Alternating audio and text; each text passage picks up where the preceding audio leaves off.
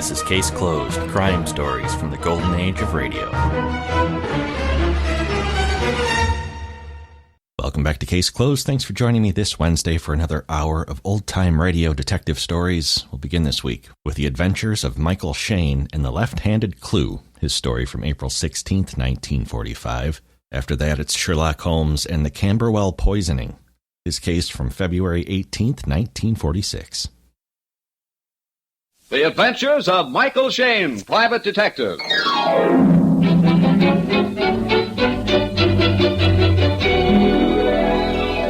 The people who make 76 gasoline and Triton motor oil, Union Oil Company, present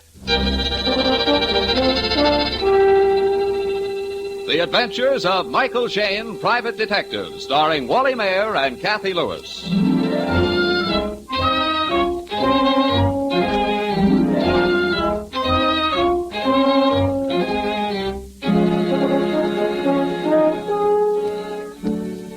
Most private detectives, when they're called into a case by a wealthy patron, are ushered into the library or the gun room or the master's private den. Not so Private Detective Michael Shayne and his attractive assistant Phyllis Knight. Oh, no.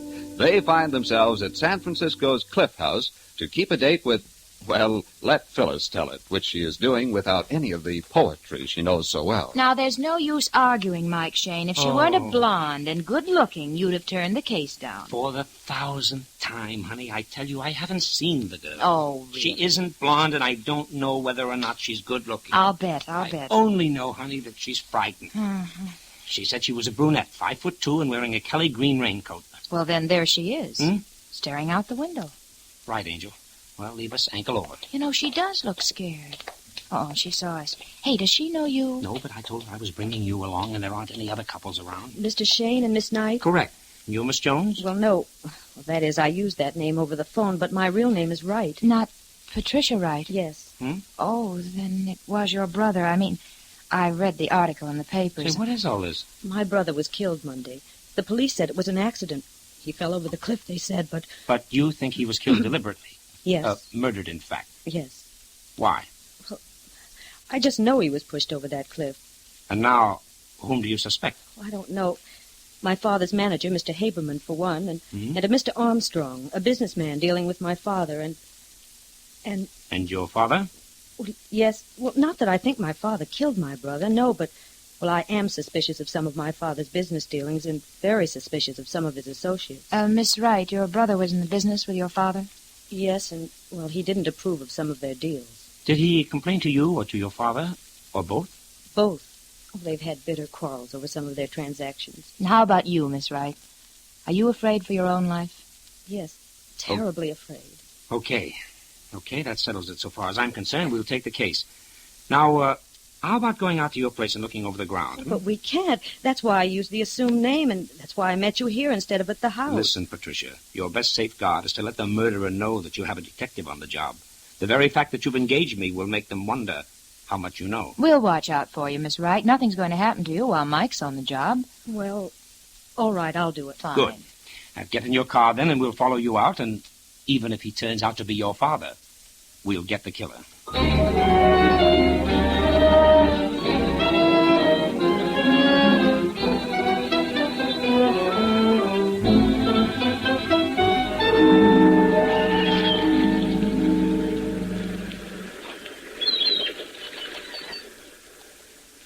It's over here, just by that white post.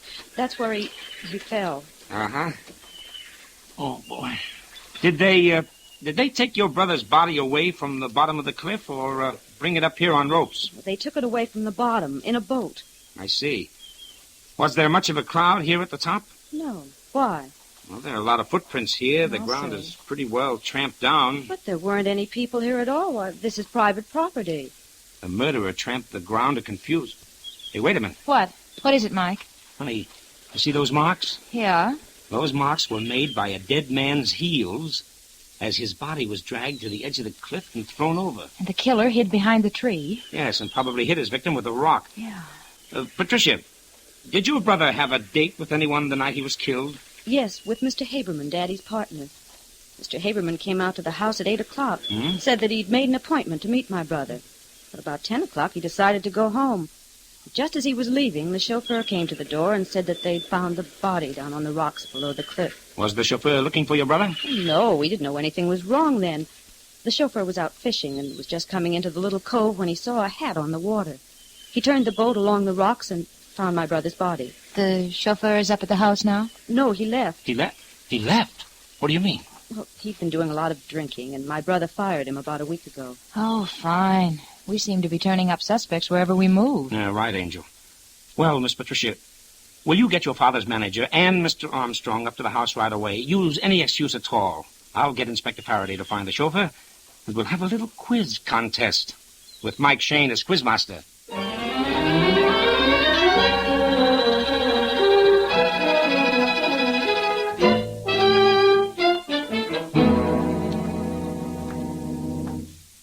I don't know what on earth you could be thinking of, Patricia, to do such a thing. But, Daddy... Not another word. You tell this Shayne fellow to get about his business.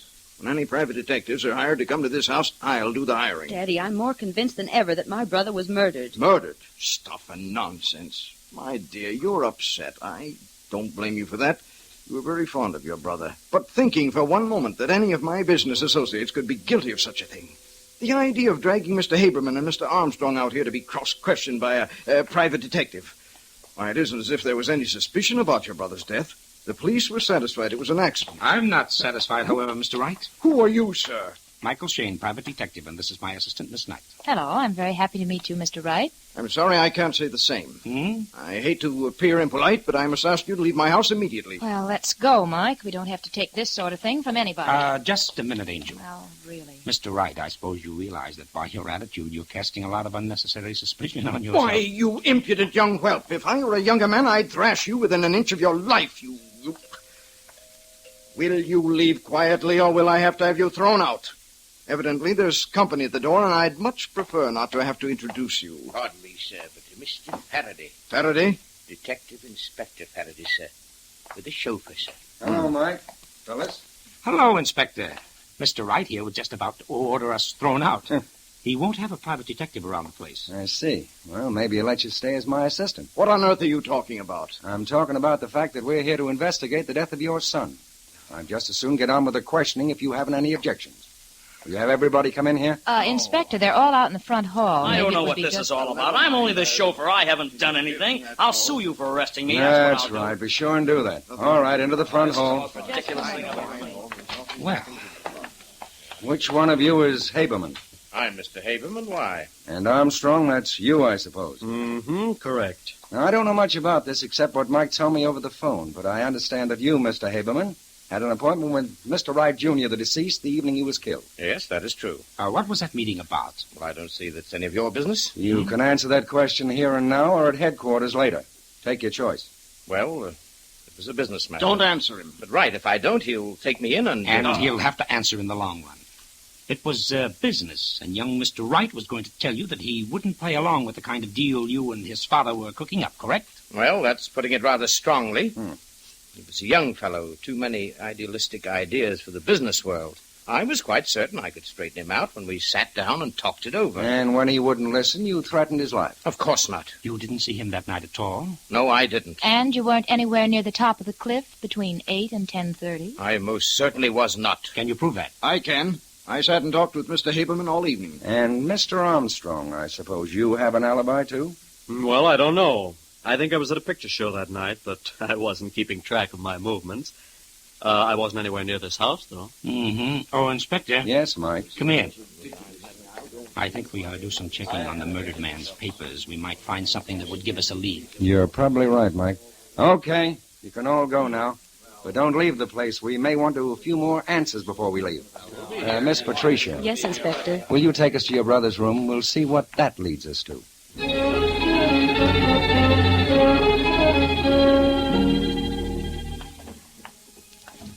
Did you find anything, honey? Nothing important, Mike. How about you, Inspector? Nothing. I hope we're not on a wild goose chase. Oh, I know we're not. Hey, wait a minute. Here's something. What is What'd it, you Mike? find, Mike? It's a memo pad. Here's an entry. It says, must talk to father about Haberman's inability to do things honestly. If he can be so dishonest with the people we are doing business with, there will come a day when he will be as dishonest with us. Hey, look at that later entry, Mike. The one made the day he was killed. Here. Oh, yes. We'll have showdown with Haberman tonight. Either he goes or I get out of the business. I've called him and made appointment for 7 o'clock. Wait a minute. 7 o'clock? Haberman said he made the appointment for 8 o'clock. Yeah, that's he right. did. Come on, we'd better hurry up looking through this stuff, and then a little more questioning for Mr. Haberman. What's the matter? What's the matter? Mr. Shayne, Inspector, it's unbelievable. It's horrible. What is it? Haberman. I went to the stables a few minutes ago. Go on. Haberman was lying there, dead.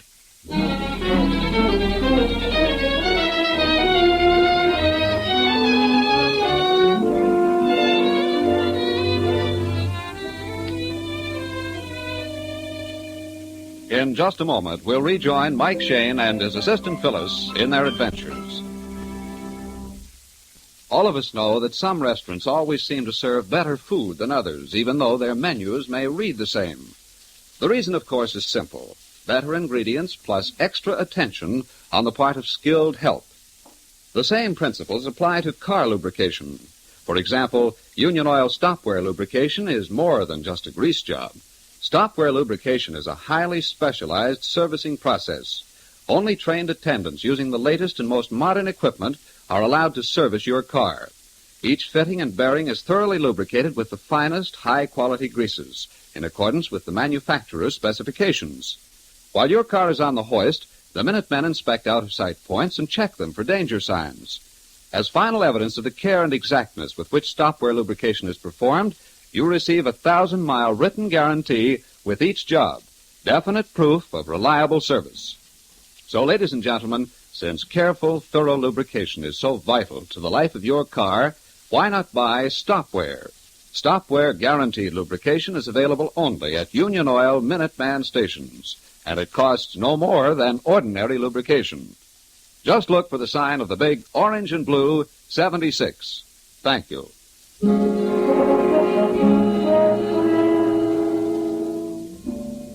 It is a few minutes later. Mike, Phyllis, and Inspector Faraday have reached the stables and stand looking down at Haberman's body. Now, how did it happen? Well, he just got too close to Prince, and Prince lashed out and kicked him. I found him lying here when I came by. Was anybody else around the stables? Yes, Armstrong was here, and the groom and the gardener. Isn't it a bit odd that everyone should gather at the stables? No, I don't think so. Everybody's interested in the horses, especially Prince. Why Prince? Well, I've warned them all to keep away from him. He's a killer. Why have you kept him then? Because I can handle him. So can the stable hands, and he's a very valuable horse. He just lashes out at strangers or people who don't talk to him as they approach him. Surely you don't think this is murder, too? Why, it's ridiculous. Nobody in their right mind can have any doubt as to how Haberman was killed.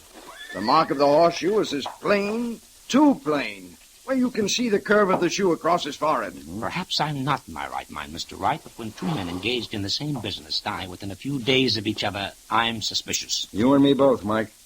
Mr. Wright, you just walked out from the house and found Haberman lying dead. Well, more or less. I came out from the back of the house. Saw that the upper half of the door to Prince's stall was unlatched. I came over to latch it and found Haberman. I couldn't see him lying on the ground from where I was because, as you can see, he was hidden by the water trough. Yes, I see. So, Inspector, depending on how you look at it, everybody has alibis or nobody has an alibi. You're right, Mike. They all have alibis if they're telling the truth. Well, I most certainly have. I was talking on the telephone from the time I left you until I came out here. The servant saw me in the hall when I was on the phone. Oh, yes, and the chauffeur and the stable boy, Joe, saw me at the back of the stables. I didn't even come around front until Wright called out. That's true. I'm his alibi, and he's mine. So I'm afraid, Mr. Shayne, you'll have to pin the guilt on the horse after all. Yeah, it looks that way, doesn't it? Oh, Mike, Yes, Inspector? how about running down to headquarters with me? Okay, but you're going to leave someone here. Well, I hardly think we need... Inspector, for 24 hours, I'd like someone posted at the stables and at the west side of the house looking out toward the cliff. Yeah, but Mike... If only to guarantee the safety of Miss Wright. Okay, Mike, I'll leave the sergeant and one man. Will that satisfy you? Excellent, Inspector, excellent. And now I'm quite ready to accompany you to headquarters.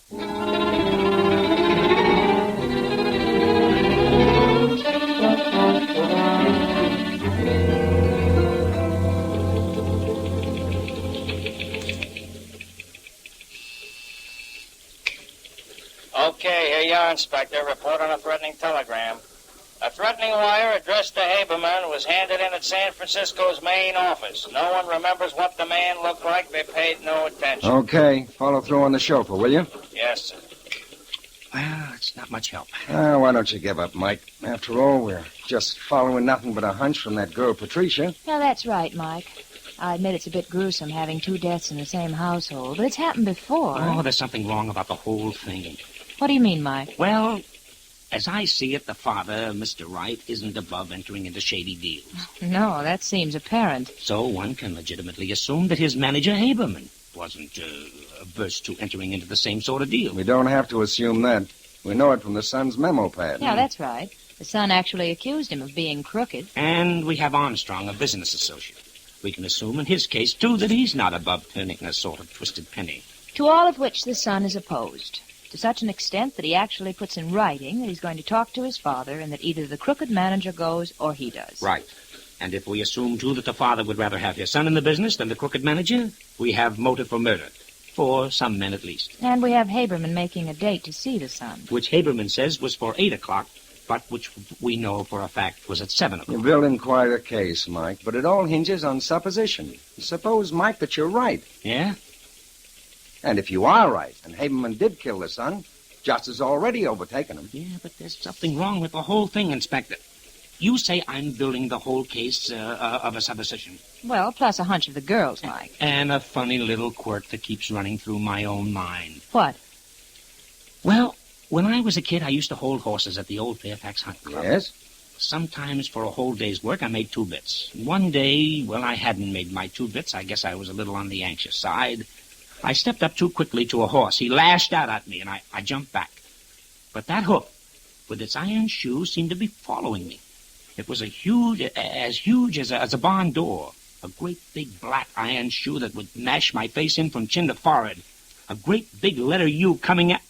Go on, go on. Wait a minute, a big U. That's it, that's what's wrong with the picture. Oh, what a blockhead I've been. Say, what goes? What is it, Mike? Oh, come on, can't you picture Haberman lying there on the ground by the stable? Well, sure I can, Don't you remember what Wright said? The mark of the horseshoe is as plain, too plain... You can see the curve of the shoe across his forehead. I remember him saying that, but what on... Mike, you're right. Well, I don't get it. Huh? Yes, I do. Haberman would have had to be standing on his head for the horseshoe to have left a mark like that. Atta girl, honey, the mark was upside down. Come on. Back to the Wright stables as fast as that squad car of yours will take us, Faraday.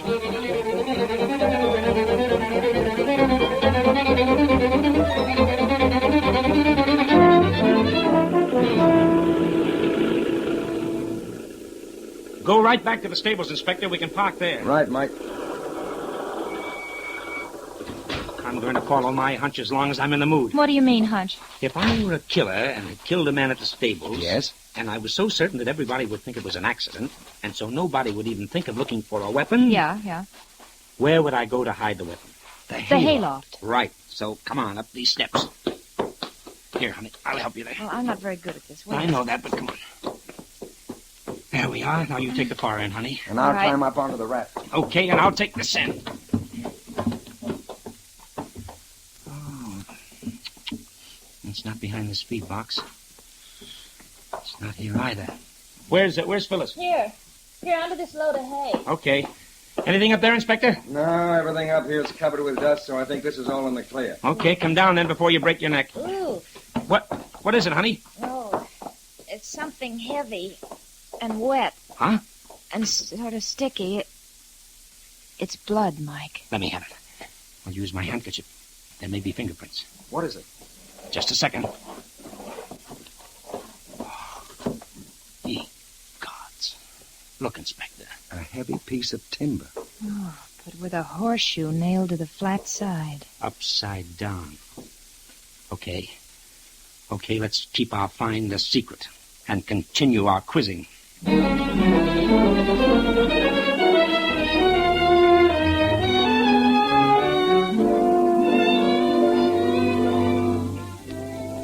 We'll rejoin Mike Shayne, Phyllis Knight, and Inspector Faraday in their search for the killer in just a moment. We'd like you to listen for a moment to one of the most sickening sounds of modern life.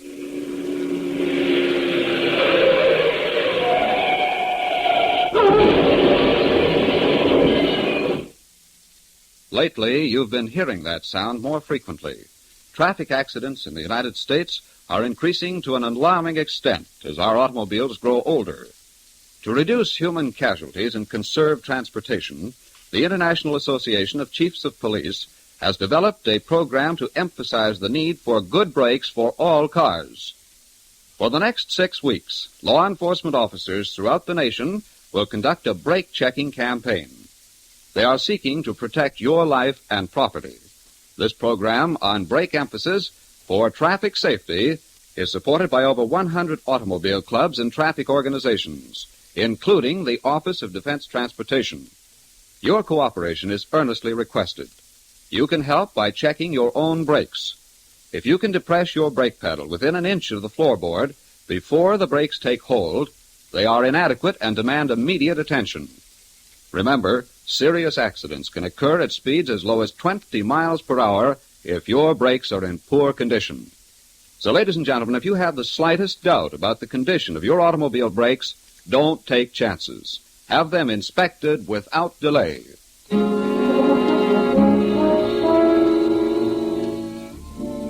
Mike, Phyllis, Inspector Faraday, and Patricia Wright are in the library waiting for the members of the household to put in an appearance. Are you sure you don't want me to get Daddy and the others in here? No, not yet. We let them wander in one at a time and take them by surprise. I have a reason. Hey, what about the chauffeur, Mike? For my money, he's out. Why, Mike? Well, as a suspect for the killing of the son who fired him, he was a possibility, but I see no connection between him and Haberman's death. No, perhaps not. But don't forget one thing. He's the alibi for Armstrong, just as Armstrong is his alibi. The way I'm thinking right now, honey, no one has an alibi. What do you mean? When all the suspects have alibis for their actions, and yet you have two bodies to account for, there's only one action. And that is? Someone or all of them are lying. And the alibis mean nothing, so just ignore them. Mike, somebody's coming. That's right. Oh, there you are, Pat. What? Oh, I thought you'd all gone back to the city. We did, sir, but we have a few more questions we'd like answered. If you don't mind my saying so, I think you're not quite bright. Meaning what, Mr. Wright? Meaning that you're all following a completely senseless theory, trying to find clues to a murder when no murder has been committed. To everyone but you, it's obvious that Mr. Haberman had been kicked by Prince. Suppose we just skip that for a moment, huh? Mr. Wright, just exactly what is the relationship between your firm and Mr. Armstrong? I don't see that it's any of your business. Oh, now let's not go through that routine again. If you'd let me finish, I still think it's none of your business, but I'm perfectly willing to tell you. Mr. Armstrong is an agent for some eastern industrial properties which we're considering purchasing. I see. And was Mr. Haberman in complete agreement with you about this purchase? He was up until a few nights ago. What or who changed his mind? Well, my son wasn't too happy about the deal, and I think he changed Haberman's mind. When did your son tell you that you either fired Haberman or he would leave the company? What? Why? No. Don't get all insulted and abusive. We know your son did tell you that. Patricia, if you... Your daughter had nothing to do with our knowing that, Mr. Wright. Let's not argue about it. It is true, isn't it? Yes. And what did you decide? Well, go on. Answer. Well, I hadn't made up my mind. I sort of hoped that things would work themselves out. And they have, sir. First, by the death of your son, and next, Haberman. Both troublesome elements removed within a week. Surely you don't... You can't think that I'd connive in the death of my own son. Patricia, you... Yes, Father. You don't believe that I had anything to do with... No, Dad. And I don't either. Nor do Miss Knight and Inspector Faraday. Well, I'm glad of that. I'm glad, too, that you're coming to your senses and realizing that my boy's death was an accident. No, Mr. Wright, your son's death was not an accident, any more than Haberman's was. Well, who could you possibly suspect? Who stands to gain by both deaths? Why, no one. What about Armstrong? Armstrong? But Armstrong... Well, you mean that Armstrong was afraid that my son's objection to our deal and later Haberman's objection might cause the deal to fall through? Exactly, Mr. Wright, and it's very easy to prove, that is. It will be easy. If you will cooperate. Oh, certainly. I'll cooperate in any way I can, but... You haven't been very cooperative so far, Mr. Wright. Yes, well, I'll do whatever you ask me to. Now we're getting somewhere. Now here's what we'll do. Phyllis, the inspector, and I will hide. Phyllis behind the curtains leading to the terrace. The inspector in a closet. Got it. And I'll get behind the door. Yes? Patricia will go to her own room. You, Mr. Wright, will call Armstrong in and tell him you're not going through with the deal. I'm quite certain his reaction will be enough to convince you. Well, I don't think I'll find that difficult. I'd practically made up my mind to that anyway. All this I think Armstrong is coming in the front hall. Oh. All right. Now, quick, everybody, quick. Get set. You run upstairs, Patricia. Go on.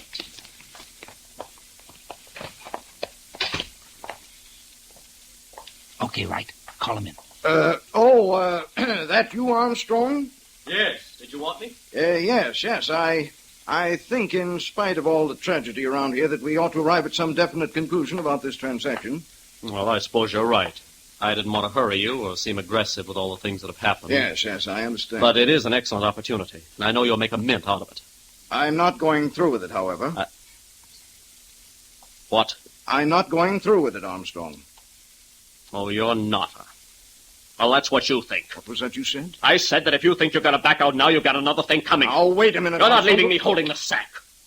I've obligated myself to those properties, and you're going to buy them. I'm most certainly not going to buy them if I don't want And maybe to. this will persuade you. Put that gun down, you fool. Drop it, Armstrong. The next time, be faster. What is this? Is this a trap? In a way it is, yes, and apparently quite a justifiable one. I must apologize for the gunplay, and I must apologize for being quite slow and somewhat blind. Blind, Mike? Yes, I should have noticed long before this that Mr. Armstrong was left-handed.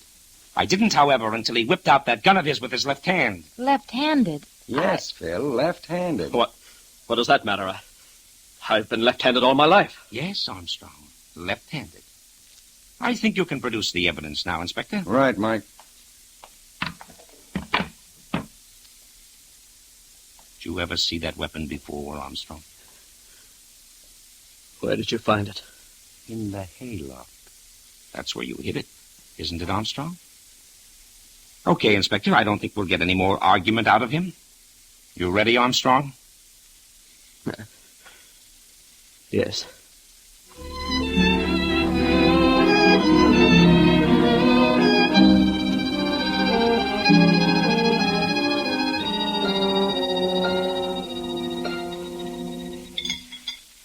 You want some more coffee, Inspector? No, thanks, Phyllis. That was an excellent dinner. Oh, say that again. Angel's a good cook. Flatterer. As well as being good at poetry reviews. Oh. Say, that left-handed business, I've been turning it over and over in my mind. I don't see what on earth Armstrong's being left-handed had to do with the case at all. Hmm? Well, I thought perhaps his being left-handed was, responsible for him nailing the horseshoe on the club the wrong way. Oh, no, Angel, no. That was just the inevitable slip that the murderer makes. Well, then what was the left-handed clue? When I remarked on Armstrong's being left-handed, you repeated it after me, remember? Yeah, sure. I caught the look in Mike's eye and repeated it after you. Well, yes, I remember that, too. It impressed me, but I didn't catch on. It impressed Armstrong, too, and he didn't catch on. He didn't know why or what we had in mind, and the inspector and I didn't give him time to find out. We played cat and mouse with him. Armstrong thought that his being left-handed was a clue. He couldn't figure out what it was. But our tone of voice convinced him that we had him dead to rights. And, well, he broke down. Smarty. Hmm? It was nothing but playing up a guilty conscience. Right, Angel.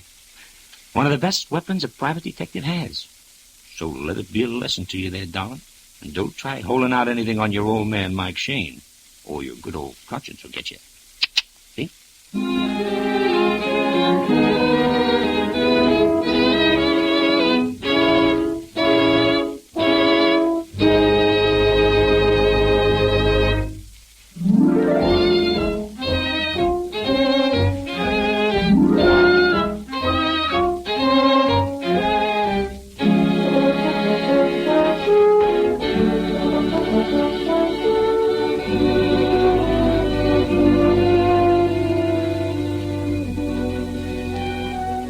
Tune in again next week at 8:30 for another adventure with Michael Shayne, Private Detective, starring Wally Mayer and Kathy Lewis, and Joe Forte as Inspector Faraday. Tonight's story was written and produced by David Taylor and based on the character created by Brett Halliday. Music was composed and directed by Bernard Katz. This is John Lang saying goodnight for the people who make 76 gasoline and Triton Motor Oil. Union Oil Company.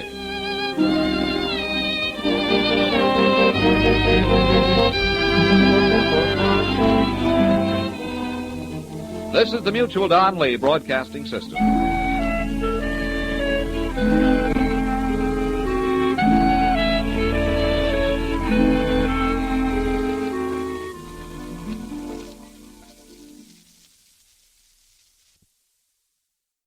Petri Wine brings you Basil Rathbone and Nigel Bruce in the new Adventures of Sherlock Holmes.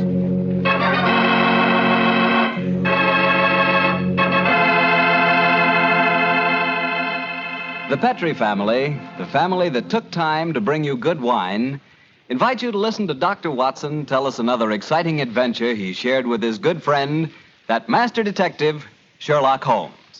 And I'd like to tell you about my favorite time of day. It's just before dinner. You know, when the family's all sitting around in the living room and wonderful things are cooking in the kitchen? Ah, that's for me. And boy, that's the time for a glass of sherry. Because Petri California sherry really makes waiting for dinner a pleasure. That Petri sherry is the perfect before-dinner wine. Just look at its beautiful amber color.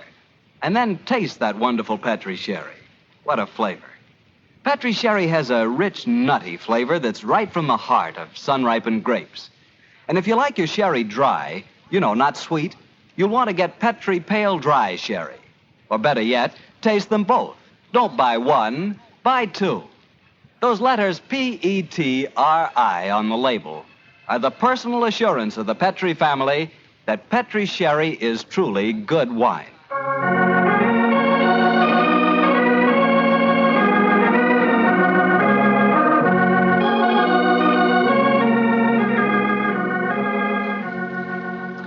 And now it's time to keep the weekly appointment with our good friend, Dr. Watson. How are you this evening, Doctor? I never felt better, thank you, Mr. Bartell. Draw up your usual chair and make yourself comfortable. Thanks. That's it. Oh, I see you've had the old tin dispatch box out again. I suppose you've been going through your notes on tonight's new Sherlock Holmes adventure? Yes, Mr. Bartell, and I think you'll find it as pretty a little problem as we ever encountered. The story began in 1887. A very busy year for us, my boy.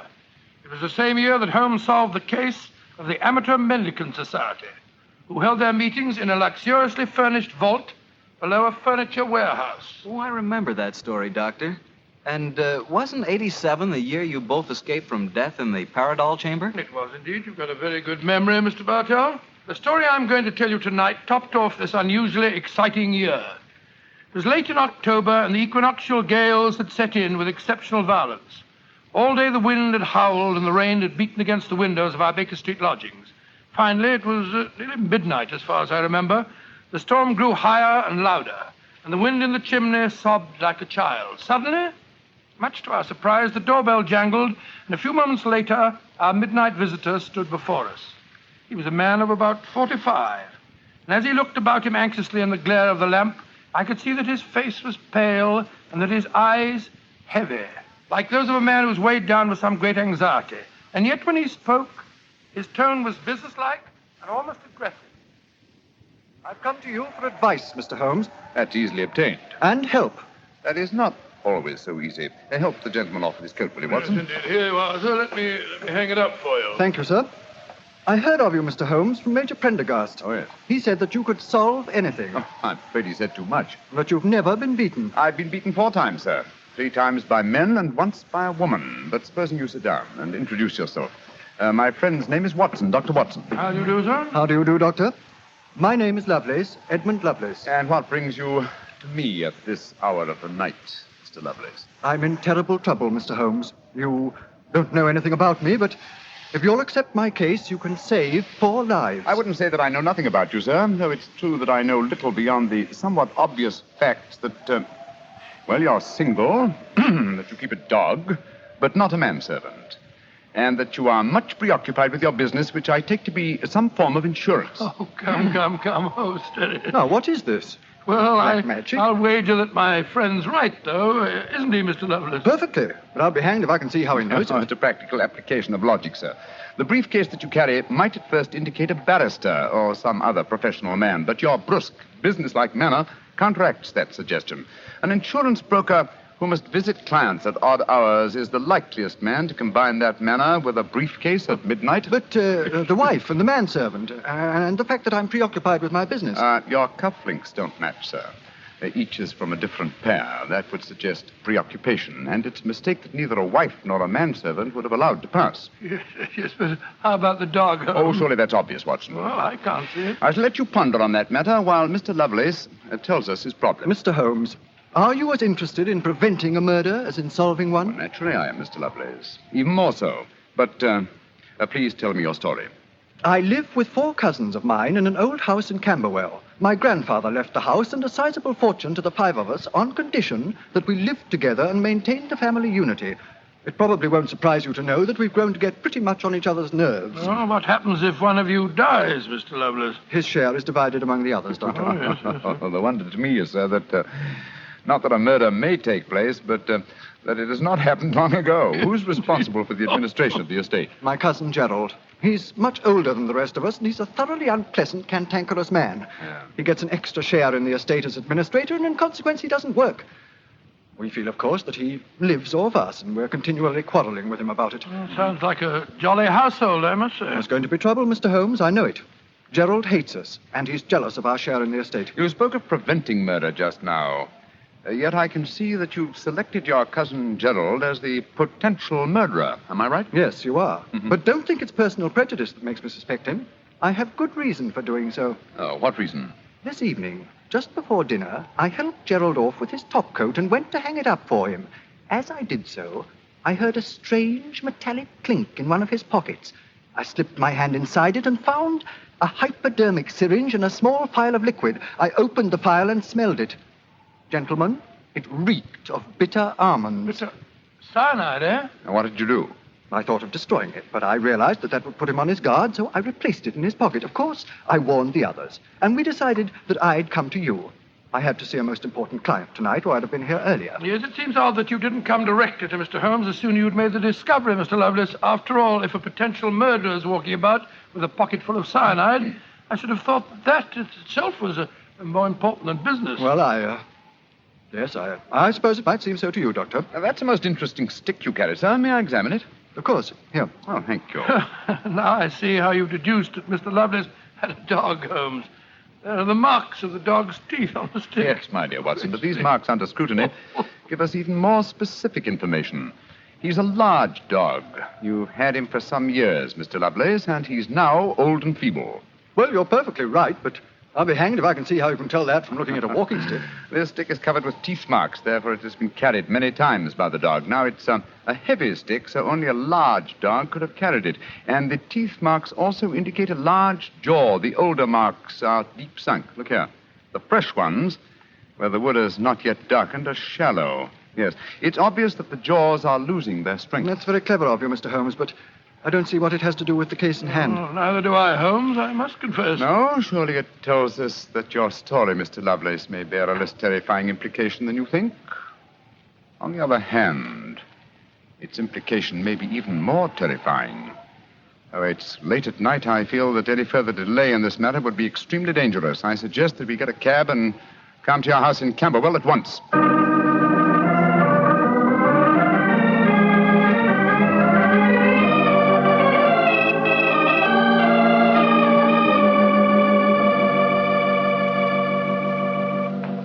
Alice, Randolph, I'm glad you're still up. I was able to persuade Mr. Sherlock Holmes and Dr. Watson to come back with me. Gentlemen, this is my cousin, Alice Harley. How do you do? How do you do, Miss Harley? How do you do? And my cousin, Randolph Lovelace. How do you do? How do you do, sir? How do you do, Mr. Lovelace? I've told him about the whole business, Randolph, so we can all speak perfectly freely. Let's begin by sitting down, shall we? Randolph and I had just finished a little cold supper. We've been to the theater tonight. Well, Mr. Holmes, I suppose Edmund told you about finding the hypodermic syringe and the cyanide in Gerald's coat pocket. Yes, indeed. May I ask where your cousin Gerald Lovelace is now? We left the house at 7, but I imagine Gerald went upstairs at 8, as usual. Didn't he, Edmund? On the stroke of 8, Alice. He's very fixed in his habits, Mr. Holmes. He goes up to his room every night at 8.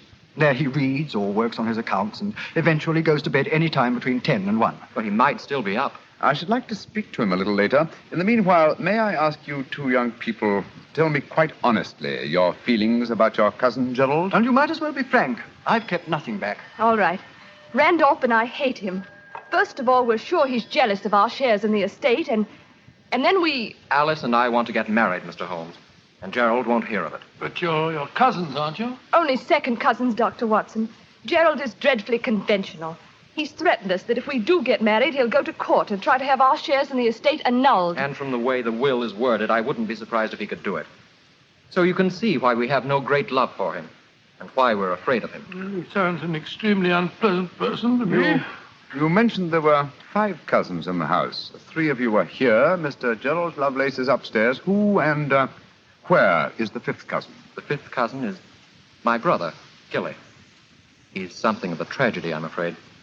You see, Gilly's 20, but he never developed mentally beyond the age of 8.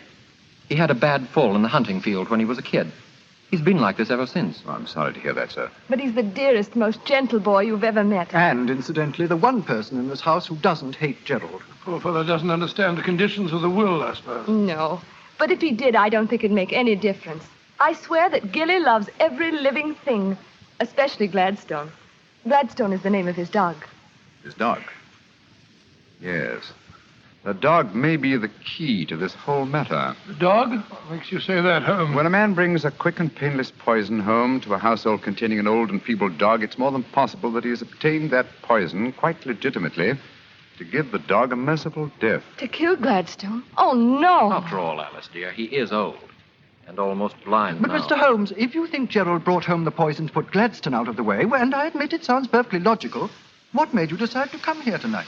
Because I dare not even guess what you may have done by intruding the thought of murder in this situation. Where is your brother, Gilly? In his room upstairs, asleep. I wonder if we might go up to him. I should like to talk to him, if you don't mind. And after that, I want a few words with your cousin, Gerald Lovelace.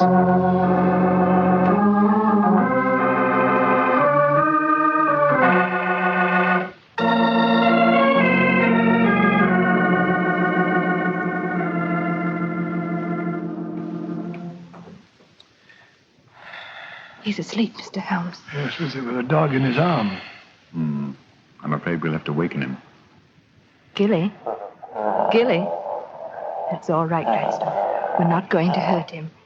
Gilly? Who is it? Oh, hello, Alice.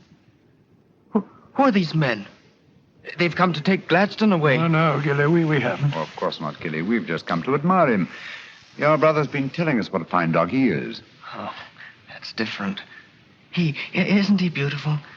I just had such a wonderful dream about him. Such a wonderful dream. What was it, Gilly? Well, he was all young again. Just a puppy. He was chasing a rabbit across a cliff top. And I was running with him. Oh, Gladstone looked so beautiful. Didn't you, old boy? Of course you did. And you know, the rabbit went down a hole, and Gladstone went down after him. And I went down after Gladstone. And we all had tea with the rabbits. Oh, it was so funny. They all had little green hats on. Hats with feathers. I wanted Gladstone to try one on, but he wouldn't. So sleepy. Come on, Gladstone. Let's go back to the tea party. Okay. His world may be a great deal more pleasant than ours, Watson. That's what I'd like to think, Mr. Holmes. Now I'd like to have a few words with your cousin, Gerald. His room's at the end of this corridor. I'm afraid Gilly wasn't much help to you, Mr. Holmes. On the contrary, young lady, he told me exactly what I wanted to know. Here we are. This is Gerald's room. There's no light under the door. He must have gone to sleep. I'm afraid we must waken him, too. Must be a heavy sleeper. But he isn't. He's a remarkably light one. Come on, let's go in. Strike a match, will you, old fellow? Sure. The gas mantle's at the head of his bed, Dr. Watson. Yeah. Why, he's lying on the outside of his bed. He must be... There's blood on the pillow. Great Scott, Holmes. The back of his skull smashed in. He's been murdered. Oh, no. Horrible. Yes, Watson, but not by the blows on his head. Look here on the table by his bed. A hypodermic syringe and a broken file. Yes, a broken file. reeking of bitter almonds. Poor devil. Well, I won't pretend I liked him. But what a ghastly way to die. All they that take the sword shall perish with the sword. So the scriptures say, Mr. Lovelace. The very suspicion of the killing has brought murder to pass. Well, it's too late to prevent it.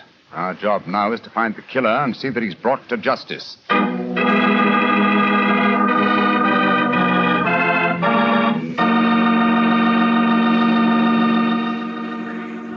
Dr. Watson will tell you the rest of his story in just a few seconds. Just time enough for me to tell you that if there's one wine that's perfect for any occasion, it's Petri California Sherry. With a bottle of that rich, amber-colored Petri Sherry on hand, you can make that time before dinner a main event. And Petri Sherry is the perfect answer to the question of what to serve when company comes. Serve Petri Sherry alone and let its full, wonderful flavor speak for itself, or serve Petri Sherry with hors d'oeuvres or party sandwiches. And remember, you can serve Petri Sherry proudly, because Petri is the proudest name in the history of American wine. Well, Dr. Watson, so you found Gerald Lovelace dead in one of the bedrooms of the house in Camberwell. What did you do? Send for the police? Not at once, Mr. Bartell. Sherlock Holmes persuaded the remainder of the household to give him the opportunity of examining the scene of the crime carefully before the police were sent for. And so, a few minutes before 1 o'clock that October night, Holmes and I stood alone in the room of death. Gas a little higher, will you, old chap? Right you are. You know, Holmes, I think you should have sent for the police right away. In a case like this, Watson, I prefer to be my own police. When I have spun the web, they may take the flies, but not before. What are the results of your medical examination, old chap? Well, it's exactly as you reconstructed it, Holmes. He was first beaten on the head with that poker lying on the floor. Then he had the full phial of cyanide injected into his left wrist. Can you estimate the time of death at all accurately? No, this room's confoundedly hot. He might have died any time from 1 to 5 hours ago. Yes. It's now 1 o'clock, and we know that he was alive at 8. Mr. Edmund Lovelace saw him leave for his room at that hour. Yes, if he was telling the truth. One thing we do know for a fact is that this man was murdered at the exact moment he was going to bed. He's wearing his nightgown and nightcap, but his bed has not been slept in. Well, isn't it possible that the murderer might have killed him shortly after 8 and then dressed him in his nightclothes to confuse us? No, my dear chap. You will notice that the hypodermic needle passed through the sleeve of his nightshirt. Here.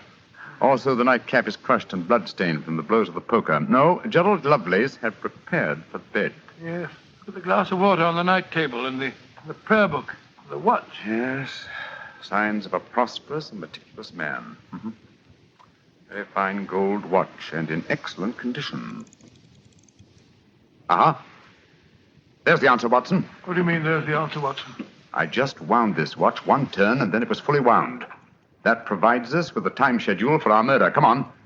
We'll send a servant for the police, and while they're on the way, if you'll call everyone together, I should like to put a few more questions to this family.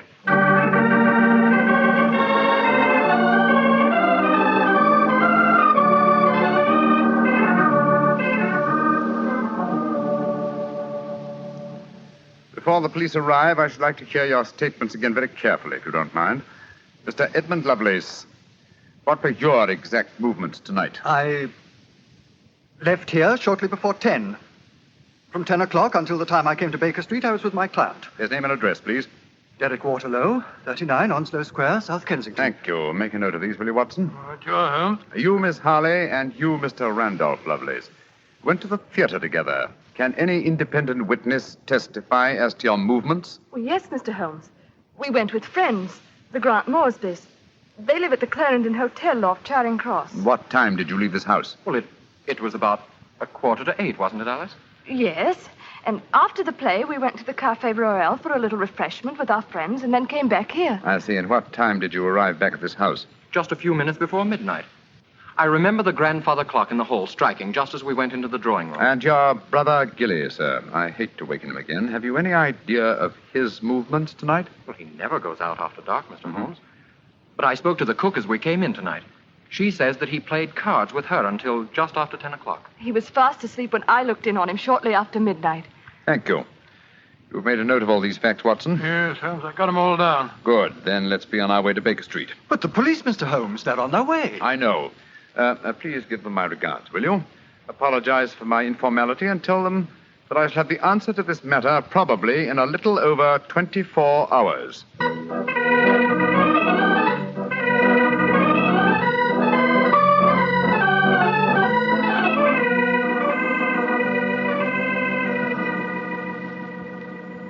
Holmes, here it is well after midnight. You haven't done a thing on the Camberwell case. No, but you have, old chap. You've checked on all the time alibis and found them valid. I'm much obliged to you. Yes, Inspector Lestrade was here tonight, you know, and he made some pretty caustic remarks, I can tell you. Oh, didn't you inform him that I'll have the answer to the problem before many hours have passed? I did, but you know, Lestrade, he wanted action. You shall have it. Is the watch still running? Yes, there's another thing. What'll Lestrade say when he finds that you took the dead man's watch? I've no idea. Oh, why did you take it anyway? You sound sleepy, old chap. I am confoundedly sleepy. Well, why don't you go to bed? What are you going to do? Continue my vigil with my pipe and the watch of a dead man.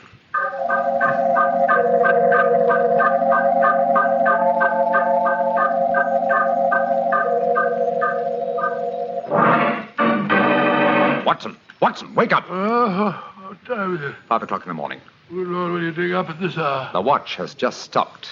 I'm about to rewind it. What are you rewinding it for, Holmes? You waited over 24 hours for it to unwind. When I know how many turns it takes to wind it fully, I shall have the answer to the whole business. 10, 11... You're being confoundedly mysterious, as usual. 14 turns, and the watch is fully wound. Get your clothes on, old chap. Well, where are we going at this hour? To the house in Camberwell. Now I know who murdered Gerald Lovelace.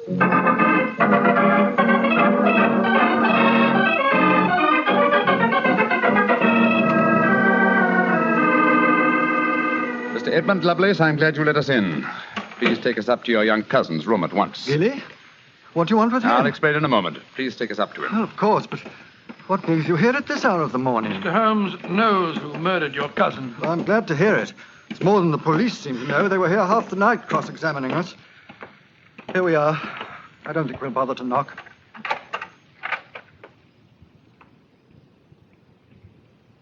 Gilly?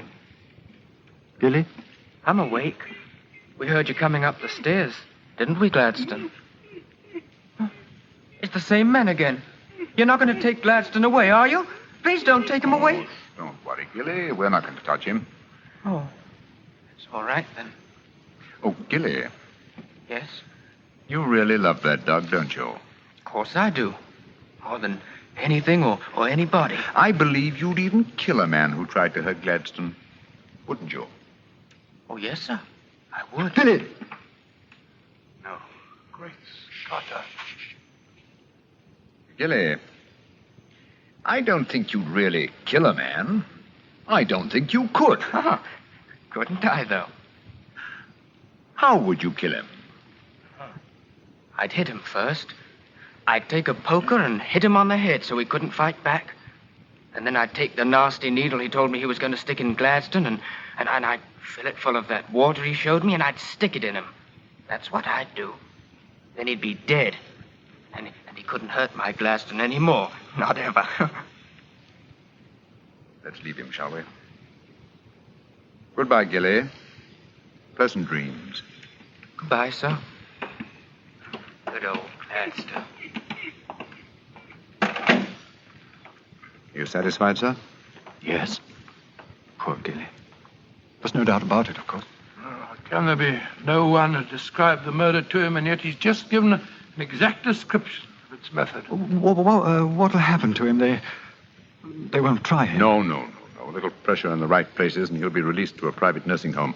I'll do everything I can, Mr. Lovelace. Thank you, Mr. Holmes. Thank you very much.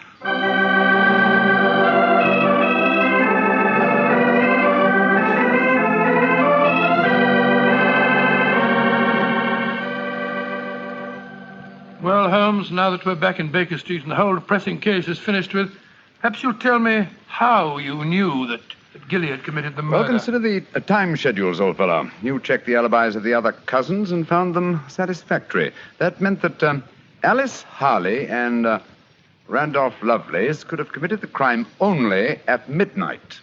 Edmund, only before 10. Gilly, only around 11. You said that the time of death could have been at any of those hours. Yes, I did. So how did you pin it down to 11? The watch gave me the specific answer. When I picked it up, I unthinkingly wound it. Made one turn and was then fully wound. Now, when does a methodical, precise man like Gerald Lovelace wind his watch? Just as he's going to bed. Exactly, old fellow. So that it was obvious that he was killed precisely one watch stem turn before I wound his watch. Now I'm beginning to see daylight, Holmes. So you let the watch run down? That's what I did. It took 28 hours from 1 o'clock the night before last until 5 this morning. Now, how many turns did it take to rewind it? 14, wasn't it? That's right. Therefore, one turn of the watch stem equaled 2 hours, proving that Gerald Lovelace had been murdered 2 hours before 1 o'clock at 11 p.m. When Gilly was the only one who could have done it. You know, Holmes, I still find it hard to believe that boy was capable of such a ghastly crime. He seemed so gentle. Oh, he is.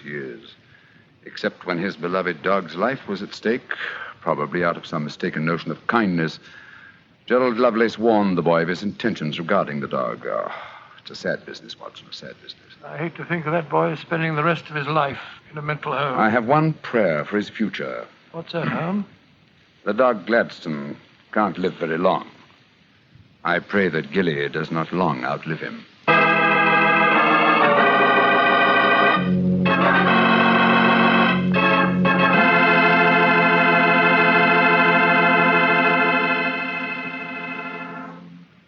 Doctor, that was a remarkable bit of deduction on the part of Mr. Holmes. Yes, extremely clever, wasn't it? Of course, if I may say so, I was of some small help myself. Small help?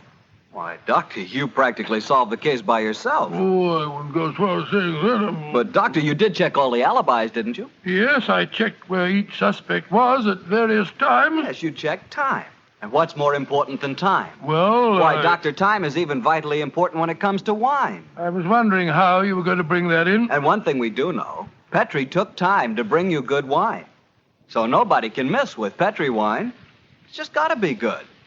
You know, you can't be in the wine business as long as the Petri family without really learning all about the fine art of making wine. And don't forget, the Petri family has been making fine wine since way back in the 1800s. So, naturally, they've been able to hand on down from father to son, the result of generations of experience at turning luscious, sun-ripened grapes into fragrant, delicious wine. No matter what type of wine you prefer, you'll like it more if it's a Petri wine, because Petri took time to bring you good wine. Well, Dr. Watson, what new Sherlock Holmes story do you plan to tell us next week? Well, now, next week, Mr. Bartell, I'm going to tell you a most unusual adventure that Holmes and I had when we were attending a performance at the Opera House in Rome. It concerns a famous singer who lost her voice, an understudy who was nearly lynched, and a murder that baffled the police. I call it The Adventure of the Terrifying Cat. Well, that's a story we've got to hear. Thank you, Mr. Bartell. And before you go, I want to talk to our friends about their war bonds. You know, during the war, the best investment we could find was a United States war bond. And for my money, they're still a great investment. They're called United States savings bonds now, and only the name is changed. Savings bonds are sold in the same denominations and give you all the same advantages. And you can buy savings bonds at the same places at your bank or your post office or through the payroll savings plan.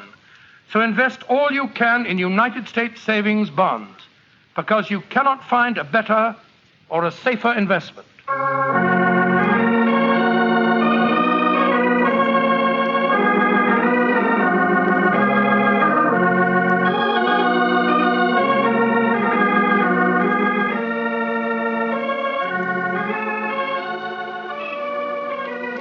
Tonight's Sherlock Holmes adventure was written by Dennis Green and Anthony Boucher and was suggested by an incident in the Sir Arthur Conan Doyle story, The 5 Orange Pips. Music is by Dean Fosler. Mr. Rathbone appears through the courtesy of Metro-Goldwyn-Mayer, and Mr. Bruce through the courtesy of Universal Pictures, where they are now starring in the Sherlock Holmes series.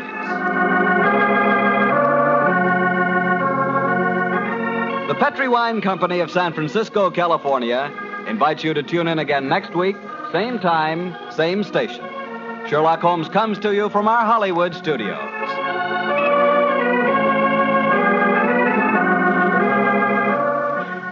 This is Harry Bartell saying goodnight for the Petrie family.